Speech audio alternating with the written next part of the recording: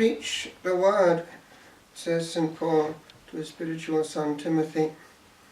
Apply yourself to the task. Then he goes on about the insistence that he must have in season and out of season. And the insistence that he has is very contemporary for us. He wants correct teaching. He warns that people will come with itching ears, wanting something new.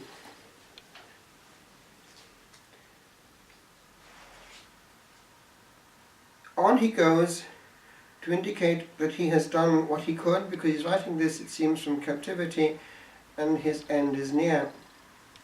He's fought the good fight. We only have a certain amount of time on earth, and we can ask ourselves whether we will have done all in our power by the end. We sometimes see that actually on tombs, in Britain especially, fought the good fight. They often put a verse of scripture in Protestant graveyards, trying to sum up the whole person's life. The Gospel approaches the whole question of evangelization in a pictorial way, a lamp. I want to zoom into the character that we're thinking about on this day throughout the Western world, Ambrose, a very important person actually in church history on several levels. As you know, he left a heritage in one part of Italy quite unexpectedly. He was not from Milan, which was an important part of the empire, but he ended up there at a moment when Providence wanted him there. He was the man for the hour. The reason why he was useful to the church, even though actually he was not even baptized, strangely enough, he was only a catechumen at the time, was that he'd been in the cursus honorum in the Roman Empire and had had responsibility and knew how to exercise authority with a certain efficacy. He was well groomed. So it happened that there was a vacancy when he was in the area, there in Milan, and we're not quite sure what happened.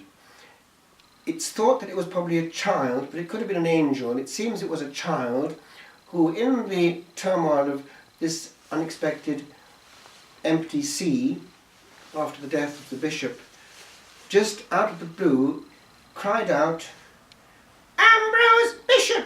Ambrose Bishop!" And they all somehow repeated it. So it was ordination by acclamation, quite out of the blue, of somebody who was not even baptized. So he was given all the sacraments in one heap. And wow, what a bishop he turned out to be. One of his prime catches, of course, was the wayward Augustine. He happened to be in Milan at the time when he was already in place, Ambrose, as bishop, and by then well established. Ambrose died in 394, Augustine in 403, so one followed the other fairly quickly. But Ambrose didn't die before having done something very important, baptizing this future great lamp. But we forget that Ambrose was very important in that. You know the story of Augustine. Lord, give me chastity, but not just yet. And on he would go with his, well, what was she? She wasn't a proper wife, but at least he was faithful to her, and they had a child who, as it happens, turned out to be a good boy. His name was Adeodatus, given by God. He died at the age of 19, but he was actually a man of value, and had he lived, he would have actually probably done well. Future bishop, no doubt. He was part of Augustine's iter towards sanctity when he was alive. And so that left him free when his grace was given to leave this woman, and also when actually his son died, he was completely free.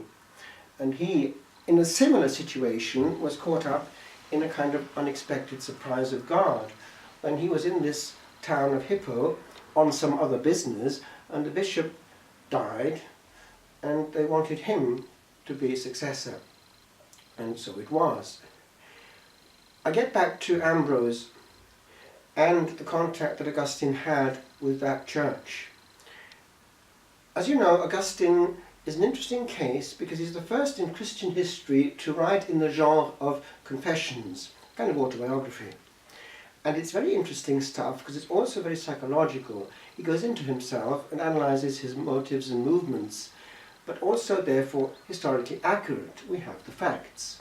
And one interesting fact which might escape us was one little thing that happened when he was actually still a wayward lad and wandered into church, and he was moved.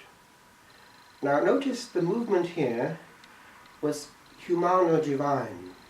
It can happen. The senses can feed the emotions, and the emotions can prompt the will. And that's exactly what happened. He was used to applying his senses to everything but the correct thing. At this point, he was moved deeply by beauty in the air.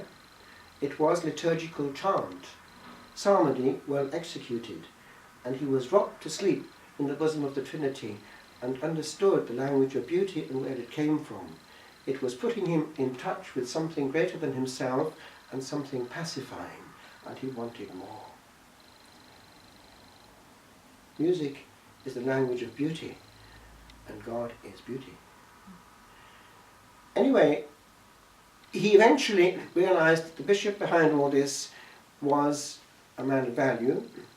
He was actually a man of importance in that very field of liturgy. He was able to compose, because of his good Latin formation, excellent hymns, and they're still with us to this day. People aren't aware that they're singing St Ambrose on a daily basis. I believe even what we have now during Advent, the Song of Vespers, Conditer alme siderum, is from him.